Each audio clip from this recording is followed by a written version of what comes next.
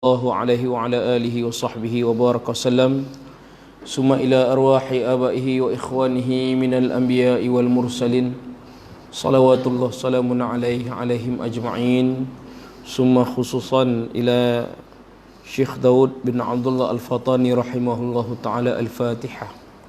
أعوذ بالله من الشيطان الرجيم. بسم الله الرحمن الرحيم. الحمد لله رب العالمين الرحمن الرحيم مالك يوم الدين إياك نعبد وإياك نستعين اهدنا الصراط المستقيم صراط الذين أنعمت عليهم غير المغضوب عليهم ولا الضالين. أعوذ بالله من الشيطان الرجيم. بسم الله الرحمن الرحيم. الحمد لله رب العالمين والصلاة والسلام على أشرف الأنبياء والمرسلين وعلى آله وصحبه أجمعين. اللهم فقهنا في الدين وعلمنا التأويل وجعلنا من عبادك الصالحين. اللهم لين قلوبنا كما لينت لداود الحديد. لا حول ولا قوة إلا بالله العلي العظيم. وصلى الله على سيدنا محمد وعلى آله وصحبه وبارك وسلم. والحمد لله رب العالمين. تقبل الله منكم. قال المصنف رحمه الله تعالى ونفعنا بعلومه في الدارين آمين. الحمد لله رب العالمين والصلاة والسلام على أشرف الأنبياء والمرسلين وعلى آله وصحبه أجمعين. الحمد لله الذي أحيانا بالإيمان والإسلام. الحمد لله, syukur kehadrat Allah Subhanahu wa taala, pada malam ini Allah izinkan saya, tuan-tuan, puan-puan, muslimin muslimat yang dirahmati oleh Allah Ta'ala sekalian, untuk sama-sama kita hadir di dalam masjid ini dan kita telah menunaikan solat fardu maghrib secara berjamaah. Mudah-mudahan baki-baki hidup, sisa-sisa umur yang masih diberikan oleh Allah Subhanahu wa Ta'ala kita gunakan dalam keadaan yang baik, di kalangan orang-orang yang dimatikan dalam keadaan orang-orang yang melakukan kebaikan. Allahumma khtim alaina ya Allah bihusnil khatimah. Kita minta pada Allah supaya Allah matikan kita dalam keadaan husnul khatimah. Wala takhtim alaina ya Allah bisu'il khatimah, dan jangan matikan kami ini dalam keadaan seburuk-buruk kematian. InsyaAllah kita akan sambung pengajian kita pada malam ini, iaitu rukun solat yang kelima, iaitu rukuk.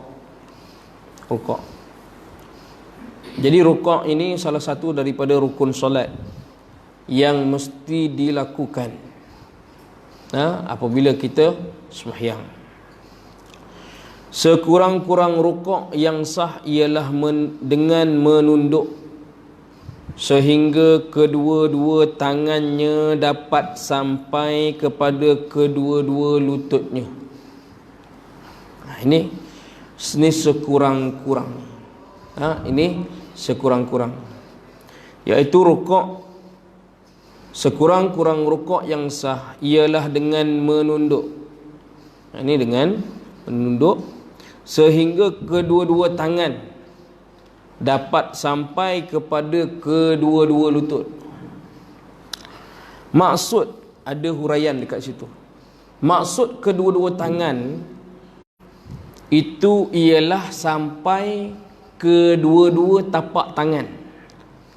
Kedua-dua tapak tangan itu sampai kepada lutut. Meletakkan tapak tangan ke lutut bukanlah syarat rukuk, tetapi sunat. Namun tunduk untuk rukuk itu adalah wajib, dan sekurang-kurang tunduk yang sah ialah sekiranya seseorang hendak meletakkan tapak tangannya ke lutut, nescaya dapat dicapainya. Yakni bagi kita kebiasaan secara umumnya, mana-mana orang yang meletakkan had tapak tangan di lutut ini, keadaan rukuk kita itu dia jadi 90 darjah, rata belakang dengan kepala kita tu satu level gitu. Rata. Jika jari-jarinya sahaja yang dapat mencapai lutut, maka rukuknya belum sah. Maka rukuknya belum sah. Baru jari saja. Jadi bila jari saja, keadaan posisi kita tu mesti masih terangkat sedikit. Syarat ini dikenakan kepada manusia yang fizikalnya normal. Lain halnya mereka yang fizikalnya luar biasa, seperti tangannya terlalu pendek atau terlalu panjang, maka mereka tidak dikenakan syarat ini. Ada orang fizikalnya tangannya agak panjang sedikit, dia bukan tangan panjang ataupun panjang tangan. Panjang tangan ni suka mencuri. Tapi oleh kerana tangannya agak panjang sedikit, biasanya kalau tinggi kita macam ni, tangan kita ni Allah jadikan sesuai dengan badan kita ni. Kalau kita buat takbir macam ni, dia sama macam tu, sama. Lebih kurang sama. Akan tetapi ada orang yang fizikalnya tangannya panjang sedikit. Jadi orang yang tangannya panjang sedikit, dia bolehlah meletakkan tapak tangannya di bawah lututnya untuk menyamakan badannya itu dengan kepalanya. Itu. Jadi itu orang yang fizikal tangannya panjang sedikit. Orang yang fizikalnya tangannya pendek sedikit, dia bolehlah meletakkan telapak tangannya di atas lutut tadi. Di atas lutut. Itu special case lah. Yang ni tadi adalah syarat-syarat bagi orang yang fizikalnya normal. Di samping ada tamak-ninah, rukuk ni dia kena ada tamak-ninah. Tamak-ninah ni apa? Iaitu dari sudut bahasa, tamak-ninah bererti diam. Manakala daripada sudut syarak, ia bermaksud anggota-anggota berada dalam keadaan stabil bagi satu tempoh. Bagi satu tempoh, jangan dilakukan dengan tujuan yang lain. Yakni anggota kita bergerak kepada rukuk itu dia diam seketika. Berhenti seketika dalam keadaan stabil gitu. Sekurang-kurang tempoh tamak-ninah sekadar kita menyebut kalimah subhanallah, subhanallah. Baik, apakah maksud dia kata dekat sini? Dan jangan dilakukan dengan tujuan yang lain. Yakni jangan, rukuk itu jangan dilakukan dengan tujuan yang lain. Apakah maksudnya? Iaitu maksud tujuan yang lain ialah seperti menundukkan badannya kerana mengelakkan sesuatu lalu dijadikan sebagai rukuk, maka wajib kembali berdiri dan rukuk semula. Dia rukuk itu bukan sebab dia nak rukuk. Dia rukuk itu mungkin disebabkan, mungkin ada cucunya atau anak yang kecil, ada bermain sekitarnya, terusik pinggang atuknya atau ayahnya. Jadi dia melatah, tengok tengah-tengah tunduk macam tu imam rukuk, alang-alang dah tunduk terus rukuk lah gitu. Jadi orang yang begini dia kena naik balik ke atas, kemudian rukuk balik. Dia kena rukuk balik. Jadi jangan dilakukan dengan tujuan yang lain. Maka wajib kembali berdiri dan rukuk semula. Jadi rukuk tadi dia kena rukuk dengan sebab rukuk lah, memang niat nak rukuk. Jadi rukuk ni dia ada beserta dengan rukun tamak-ninah. Dulu kan ada viral video sembahyang tarawih 23 rakaat 7 minit kalau tak silap. 7 minit ke 11 minit? 7 kan? 7 minit. Saya cuba buat dalam video tu. Saya cuba bukan buat sembahyang tu. Saya cuba buat bacaannya tu. Sebab saya tengok yang saya kagum dalam video tu, dia punya bacaan tu lidahnya tak tersasul gitu. Alhamdulillah rabbil alamin arrahmanir rahim maliki yaum. Tu. Dia tak tersasul tu. Lajunya tu dia tak tersasul tu. Dia boleh mendarat dengan baik. Tu. Sampai waladdallin. Dia tak ada stop lah tu. Nak kata lajunya tu lidahnya boleh baca dengan laju, dengan lancar, tanpa tersasul lah. Tanpa tersasul. Jadi kena ada tamak-ninah. Tamak-ninah ni mesti.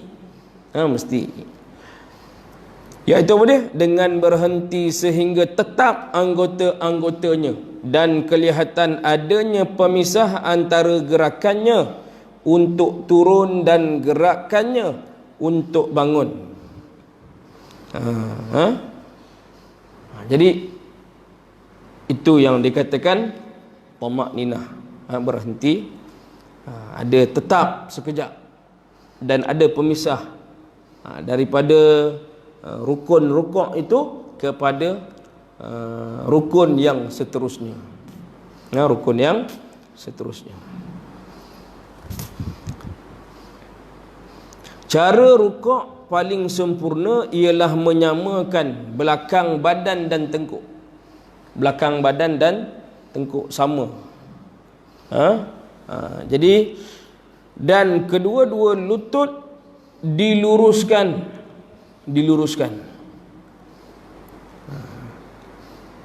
Kedua-dua tapak tangannya memegang kedua-dua lutut itu.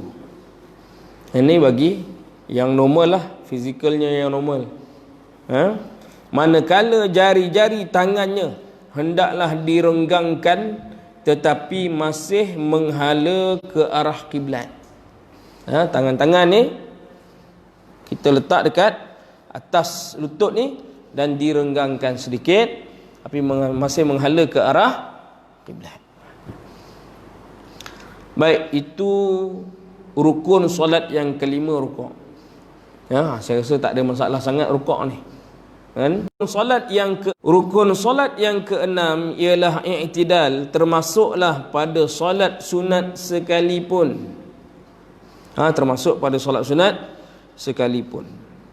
Jadi i'tidal ini bermaksud kembali kepada posisi qiyam. Yakni qiyam ni berdiri seperti keadaan sebelumnya. Keadaan sebelumnya itu keadaan apa? Rukuk lah. Dengan adanya tamak-ninah juga. Kena ada tamak-ninah juga. Semasa bangun i'tidal tidak boleh ada qasad, yakni dengan tidak boleh ada tujuan yang lain melainkan dengan niat untuk melakukan i'tidal.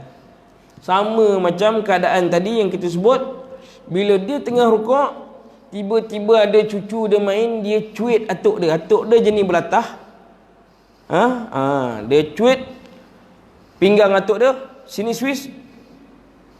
Kan? Kalau dia melatah tu, Allahu Akbar, boleh tahan jugalah. Tapi dalam solat tu kan, jaga-jagalah kan.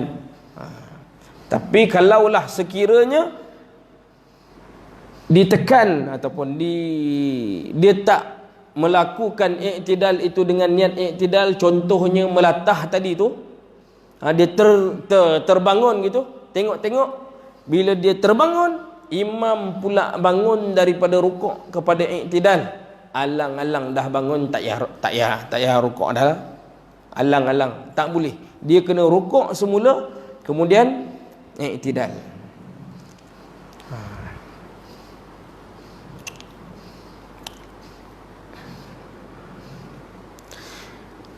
Jika diangkatnya kepala daripada rukuk kerana terkejut akan sesuatu, maka tidak sah i'tidalnya.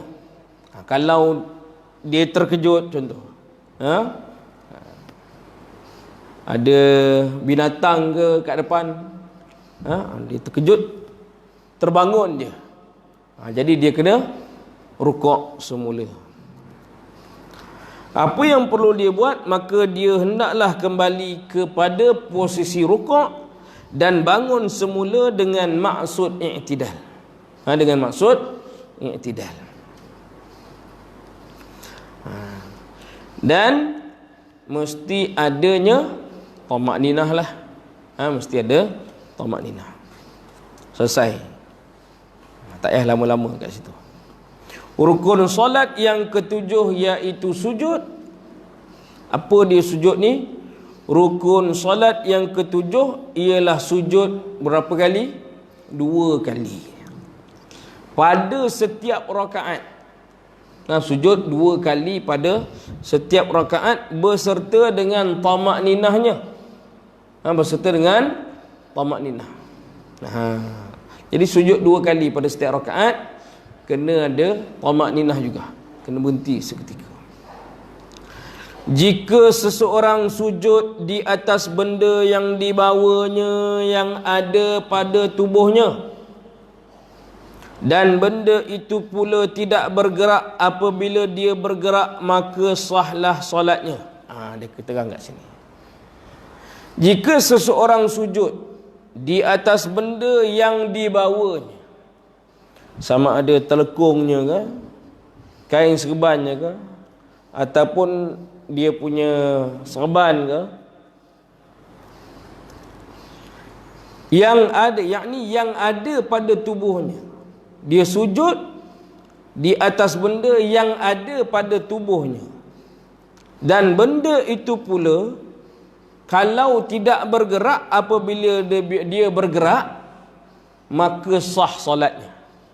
Kalau benda tu tidak bergerak apabila dia melakukan pergerakan, maka sah solatnya.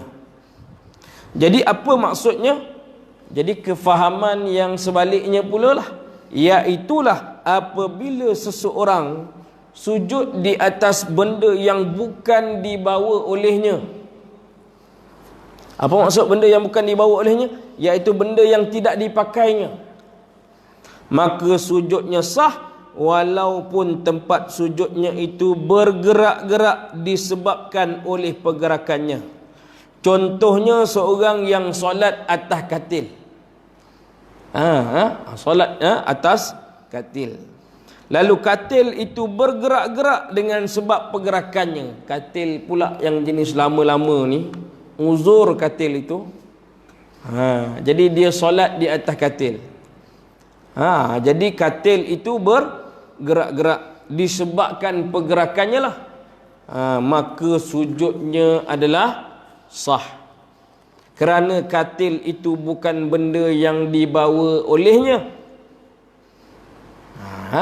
Jadi ini berbeza dengan sujud di atas hujung selendang yang panjang yang dipakainya. Selendang ke, kain telekung, tudung ke, kain serban ke. Sekiranya hujung selendang itu bergerak, apabila dia bergerak, maka tidak sah sujud di atasnya, kerana selendang itu adalah benda yang dibawa olehnya, yakni yang dipakainya. Jadi lagi kaum ibu kan, jadi pakai telekung. Pakai telekung. Kalau telekung yang kaum ibu pakai ini 2 meter, 3 meter lah, 3 meter panjang kan, panjang. Jadi terletak dekat situ. Kalau pergerakan tu bila bergerak tu, kain telekung tu labuh masih terletak di atas tu, itu tak apa kita sujud di atas kain tu. Tapi kalau kain telekung tu dia tergantung, contoh masih lagi dia tak terletak dekat situ, atau kalau terletak pun bila kita bergerak melakukan perbuatan perpindahan daripada satu rukun ke satu rukun, dia bergerak, maka tidak boleh sujud di atas kain yang kita pakai. Di atas kain yang kita pakai. Tetapi jika hujung selendang yang dipakainya itu menjulur ke bumi, yakni lebihlah, panjanglah, maka sahlah dia sujud di atasnya. Nah, maka sahlah dia sujud di atasnya.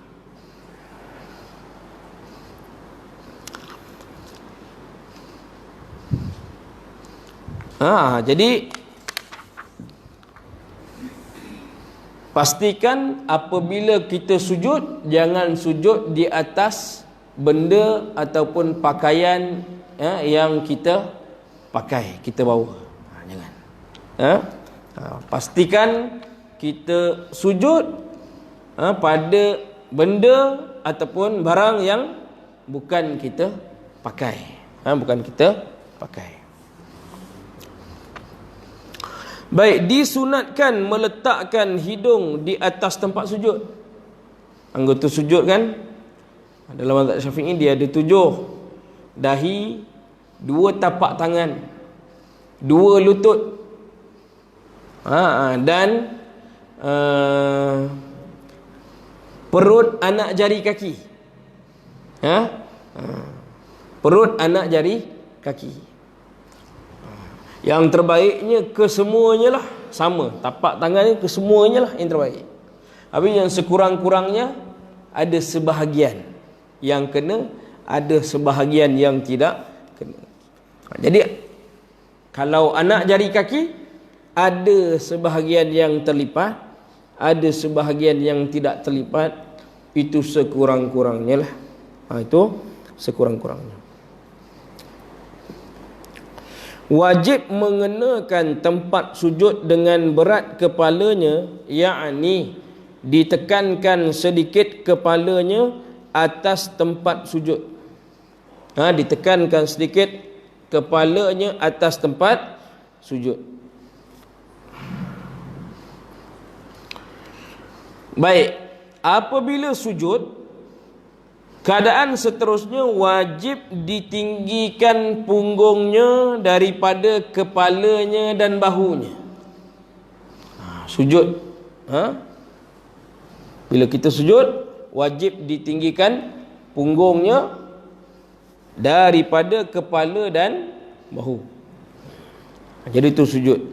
Tidak sah jika ditinggikan kepala daripada punggung atau kedua-duanya sama tinggi sekiranya sujud di atas lantai. Itu. Sujud di atas lantai. Lain kalau dia sujud, dia uzur, solat di atas kerusi. Itu lain. Itu lain. Sama juga diterang kat sini, iaitu hendaklah sujud dengan tujuan sujud, bukannya tujuan yang lain. Dia turun tu sebab apa? Sebab dia cari barang, ada barang ke kan, yang hilang terjatuh, ataupun dia macam kadang-kadang pakai spek mata ni, pakai spek mata ni kita letak dekat depan. Adalah jemaah bawa anak-anak yang kecil ni, dia jalan depan, semua orang semayang ni, tengok-tengok depan kita tu dipijaknya spek mata tu. Aduh mak, ada pengalaman tuan, dah dipijaknya, disepaknya pula, mana pula pergi spek mata ni. Bukan murah tu, kalau campur jauh dengan dekat tu 800-900 ada tu. Kalau jual ada harga kan. Tapi bukan harga tu yang bernilai tu. Kalau tak adalah cermin mata ni murah je ni, RM30, RM20 je ni. Tapi kalau ada ni, nampaklah yang tak nampak tu. Lagi nak bawa kereta kan, nak bawa kenderaan, nak membaca. Kadang-kadang orang pun kabur, tapi gaya kenal. Sampai dekat baru kenal. Kalau saya lah, rabun jauh kan, rabun jauh. Jadi dia kadang-kadang secara automatik gitu, bila tengok tak ada, tiba-tiba kepala tu tunduk tu, tengah-tengah tunduk mencari Imam pula sujud, halang-halang tunduk sujud teruslah, tak boleh pula. Tak boleh juga. Jadi dia kena bangun dulu, kemudian baru sujud. Oleh itu, jika seseorang terjatuh setelah i'tidal, lalu dahinya mencecah tempat sujud, lantas dia menjadikan itu sebagai sujudnya, maka sujud itu tidak sah, kerana semasa jatuh itu bukannya bermaksud untuk sujud. Dia bawa ibarat dekat sini, iaitu yang tadi kita bawa contoh yang lain. Yang ini dibawa kalau sekiranya satu orang terjatuh ketika berdirinya, ketika i'tidal tu terjatuh. Sami Allahu liman hamidah rabbana walakal hamd. Tiba-tiba terjatuh. Terjatuh sebab apa? Tiba-tiba ada kucing datang daripada atas tu, terus terlompat terjatuh. Imam pula masa itulah imam sujud, alang-alang dah jatuh terus buat rukun, seterusnya sujud. Yang ni lah pun tak boleh lah. Tak mesti sujud dengan sebab sujud. Oleh itu dia hendaklah kembali bangun dan sujud semula. Jika seseorang sujud atas sesuatu yang bukan dibawanya, seperti daun atau kertas, daun atau kertas, tak seorang pun yang bawa, asalnya tak ada, lalu daun atau kertas itu melekat di dahinya, maka sujudnya itu sah. Maka sujudnya itu sah. Kemudian untuk sujud kali kedua, dia wajib membuang daun atau kertas itu daripada dahinya, sekiranya daun ataupun kertas itu menutupi kesemua dahinya. Sebab apa? Sebab syarat sujud ini sekurang-kurangnya mesti kena dahinya, sebahagian dahinya. Dia tutup sebahagian, terbuka sebahagian, jadi memadai, sah sujudnya apabila ada tertutup sebahagian dan terbuka sebahagian.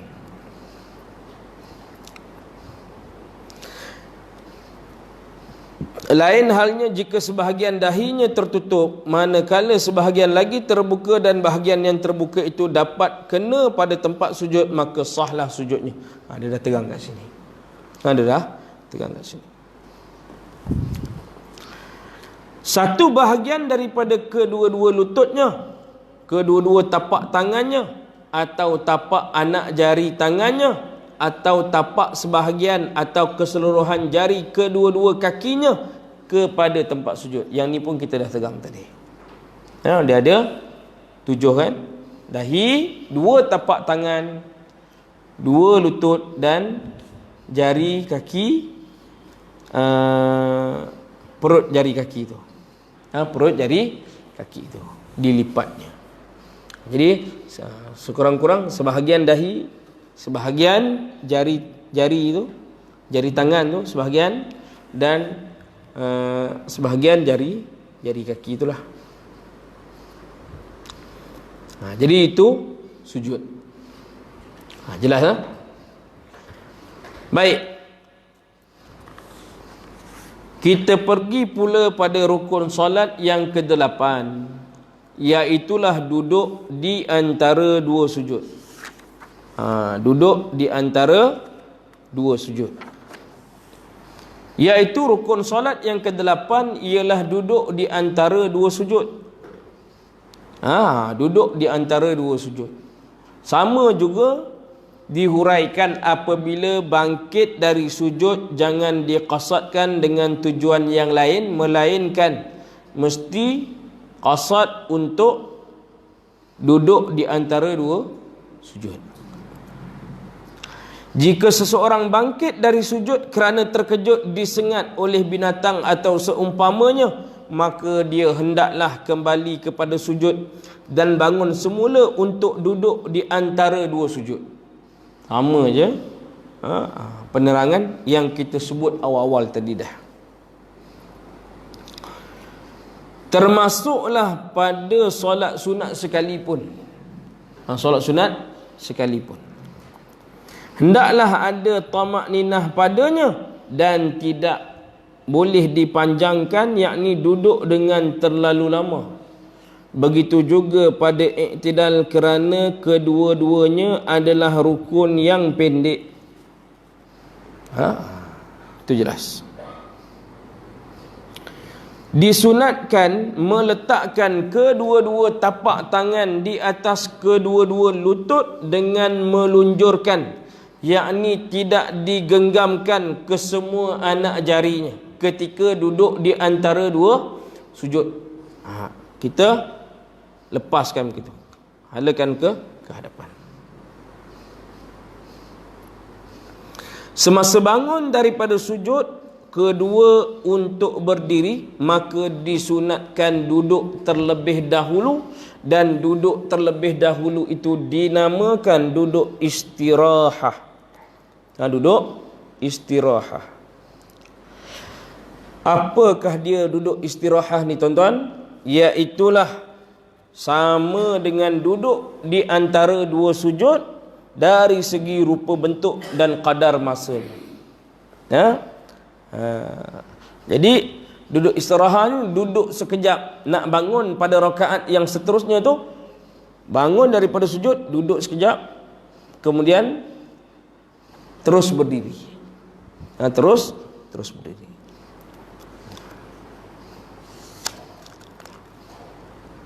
Jadi duduk istirahat itu hukumnya sunat lah. Duduk istirahat tu hukumnya sunat.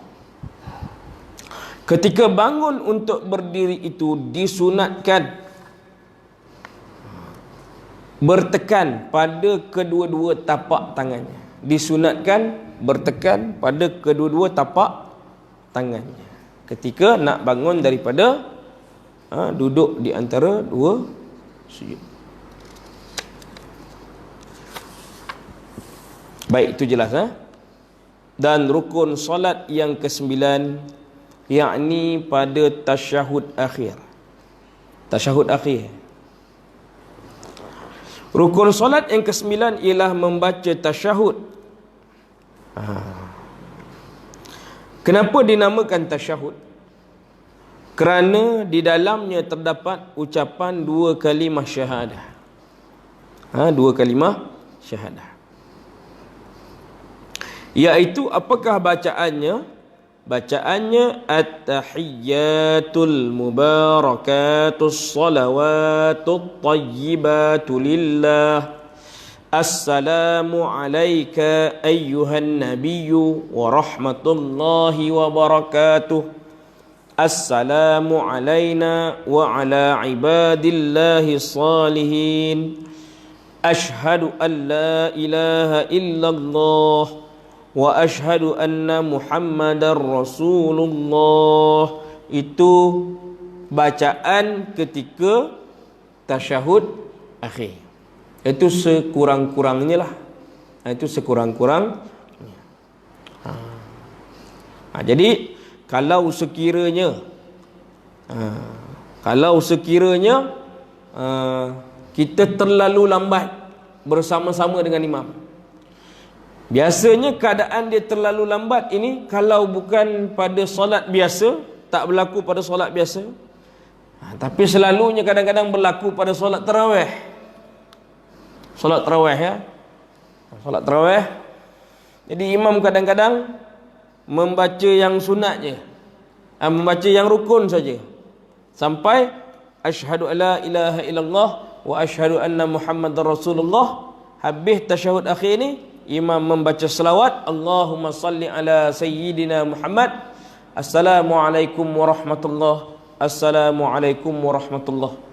Jadi kalau kita tengah membaca selawat Ibrahimiyah tu, kama sallaita ala sayyidina Ibrahim wa ala sayyidina Ibrahim tu, ketika itu bacaan sunat tu, kalau sekiranya dah terlambat, sekurang-kurang baca yang rukun ni lah, iaitu sampai asyhadu alla ilaha illallah wa asyhadu anna Muhammadar Rasulullah, kemudian selawat pada Nabi SAW, kemudian memberi salam. Kalau dah terlambat sangatlah, terlambat.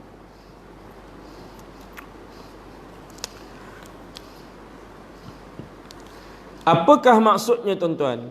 Iaitu segala penghormatan, keberkatan, solat dan kebaikan itu adalah bagi Allah jua. Salam sejahtera ke atasmu, wahai Nabi, beserta rahmat Allah dan keberkatannya. Salam sejahtera ke atas kita semua dan ke atas hamba-hamba Allah yang salihin. Aku bersaksi bahawa tiada Tuhan selain Allah, dan aku bersaksi bahawa Nabi Muhammad itu adalah Rasulullah. Jadi tasyahud akhir ini adalah bacaan yang rukun.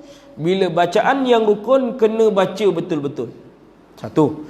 Yang keduanya, bila bacaan yang rukun, kena sebut. Kena sebut.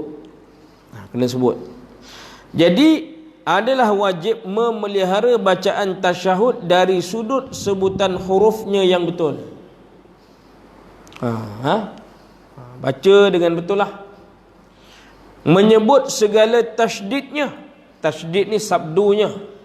Kat mana yang ada sabdu, kena sebut ataupun kena jaga sabdunya.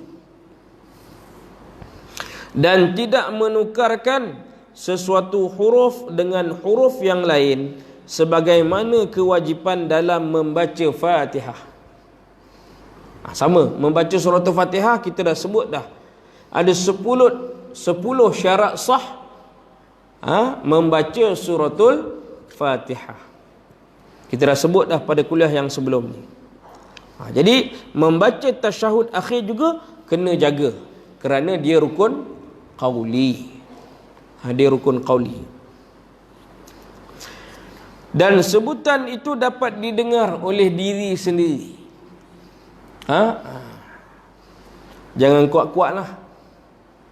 Dibaca dengan bahasa Arab. Ni. Dan bukan dibaca kerana tujuan selain daripada tasyahud. Dan membacanya dalam keadaan duduk jika mampu duduk. Jika mampu duduk. Ada orang dia solat dalam keadaan baring, mengiring dan sebagainya lah. Ni yang keadaan tak mampu nak duduk. Begitu juga adalah wajib membacanya secara muwalat, yakni tidak diselangi oleh diam yang lama atau bacaan lain yang tiada kaitan dengannya. Kita dah sebut pada rukun membaca surah Al-Fatihah, syarat sah membaca surah Al-Fatihah hendaklah dibaca secara muwalat, yakni tidak diam terlalu lama. Ada dihuraikan hari itu, iaitu tempoh diam terlalu lama ini jangan diam melebihi daripada tempoh kita tarik nafas. Tarik nafas untuk baca ayat yang seterusnya. Kalau sekiranya diam terlalu lama tu disebabkan imam terlupa ataupun kita sendiri terlupa, itu tak apa. Lama rupanya nak ingat apa dia. Maliki yaumiddin. Diam. Jemaah belakang sambung. Iyyaka na'budu wa iyyaka nasta'in. Yang tu tak apa. Yang tu tak apa. Disebabkan imam terlupa, tak apa. Ini saja-saja dia berhenti dengan lebih lama, kerana syarat sahnya iaitu kena baca secara muwalat.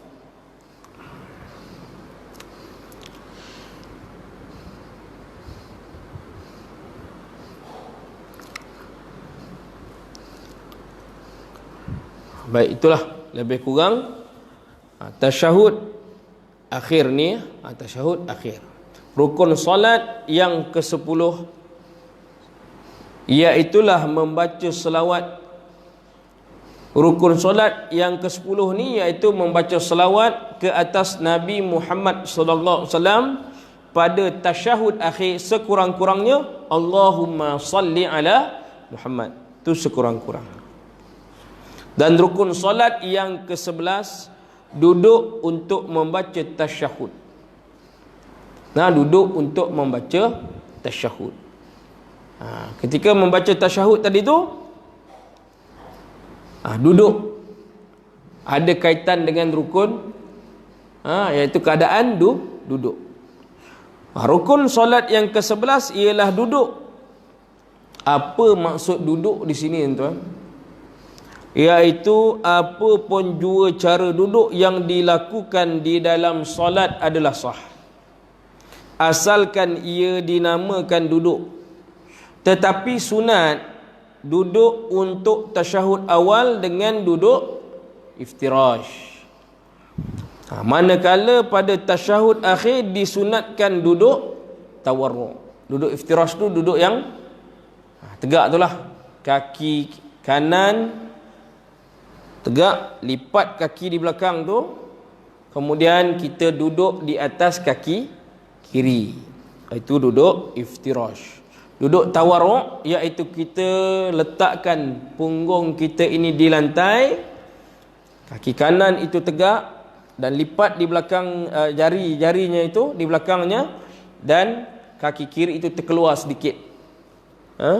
Terkeluar sikit daripada kaki kanan tu. Itu duduk tawarruk. Itu disunatkan. Akan tetapi sekiranya tak mampu nak buat macam tu, mungkin kaki ada besi ke, sujud boleh sujud macam biasa, rukuk macam biasa, tapi duduk je tak boleh macam biasa. Tapi nak solat macam biasa juga, bolehlah duduk lunjur kaki ke depan, boleh. Sebab kaki tak boleh bengkok.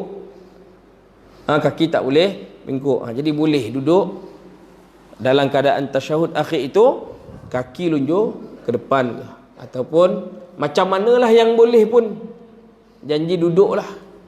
Janji duduk.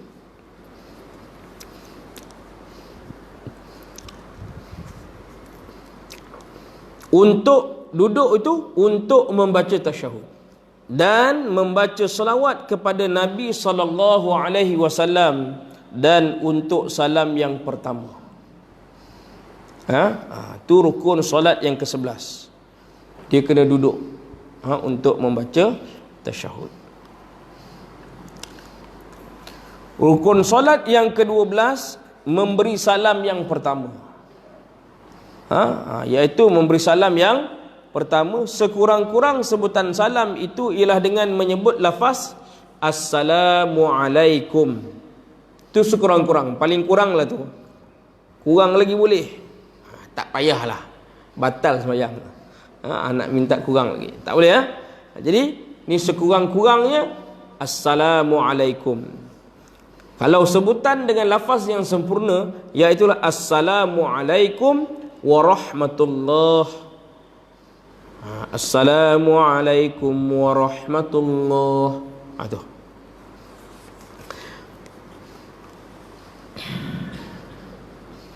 Semasa mengucapkan salam adalah disunatkan berniat memberikan salam itu kepada orang yang dia berpaling ke arahnya daripada kalangan malaikat, manusia dan jin yang beriman. Disunatkan juga berniat keluar daripada solat semasa mengucapkan salam yang pertama, bukannya sebelum atau selepas mengucapkan salam. Oleh itu niat keluar daripada solat itu hendaklah disertakan serentak dengan menyebut huruf alif pada perkataan Assalamualaikum warahmatullahi. Jadi kita bagi salam Assalamualaikum warahmatullahi, ke depan balik Assalamualaikum warahmatullahi. Itu. Tak perlu nak ditunduk dulu baru ke tepi, tunduk balik baru ke kiri. Terus saja. Setelah habis membaca tasyahud akhir, selawat Ibrahimiyah, bagi salam Assalamualaikum warahmatullahi. Salam ke depan. Assalamualaikum warahmatullah, itu. Dan rukun solat yang ke-13 iaitu tertib. Habis rukun solat ni. Lepas ni kita masuk sunat abad. Ya. Apa dia tertib? Iaitulah melakukan rukun-rukun tersebut mengikut susunannya seperti yang telah disebutkan dalam kandungan perbincangan yang sebelum ni. Mengikut tertib lah. Qiyam dulu, kemudian rukuk, kemudian i'tidal, kemudian sujud, itu tertib. Ada beberapa rukun yang dilakukan serentak seperti niat disertakan dengan takbiratul ihram dan dilakukan pula serentak dengan rukun berdiri. Niat. Takbiratul ihram kena dalam keadaan berdiri bagi solat fardu, bagi yang mampu berdiri, wajib berdiri. Solat sunat tak apalah. Kan? Demikian juga membaca Fatihah yang dilakukan serentak dengan rukun berdiri. Membaca Fatihah pun ada kaitan dengan rukun yang rukun berdiri ni. Pada solat fardu wajib berdiri bagi yang mampu berdiri. Tasyahud, selawat dan salam dilakukan serentak dengan rukun duduk ketika tasyahud. Ada yang sekaligus, sekali. Rukun tu sekali. Oleh itu yang dimasukkan dengan tertib itu ialah rukun-rukun selain daripada rukun-rukun yang disebutkan tadi, yang 3 serangkai tadi. Sekali ada. Wallahu alam. Lepas ni kita akan sambung amalan ataupun perkara-perkara sunat ab'ad. Perkara-perkara sunat ab'ad. Wallahu alam. Saya rasa cukup sekadar itu dulu. Minta ampun, minta maaf segala kekurangan penyampaian yang saya sampaikan. Mudah-mudahan perkongsian kita pada malam ini diberkati oleh Allah Subhanahu wa taala. Aqulu qawli hadza wa astaghfirullah. Assalamualaikum warahmatullahi wabarakatuh. A'udzubillahi minasyaitonir rajim. Bismillahirrahmanirrahim. Alhamdulillahirabbil alamin wassalatu wassalamu ala asyrafil anbiya'i wal mursalin wa ala alihi wa sahbihi ajma'in. Allahumma inna nas'aluka ridhaka wal jannah wa na'udzubika min sakhatika wan nar. Allahumma innaka 'afuwun karim tuhibbul 'afwa fa'fu 'anna wa 'an walidina wa 'an jami'il muslimina wal muslimat wal mu'minina wal mu'minat al ahya' minhum wal amwat bi rahmatika ya arhamar rahimin. Walhamdulillahi rabbil alamin. Taqabbalallahu minkum. Subhanakallahumma wa bihamdika asyhadu an la ilaha illa anta astaghfiruka wa atubu ilaik. Bismillahirrahmanirrahim. Wal 'asr innal insana lafi khusr illa alladhina amanu wa 'amilus solihat wa tawasaw bil haqq wa tawasaw bis sabr. Assalamualaikum warahmatullahi wabarakatuh.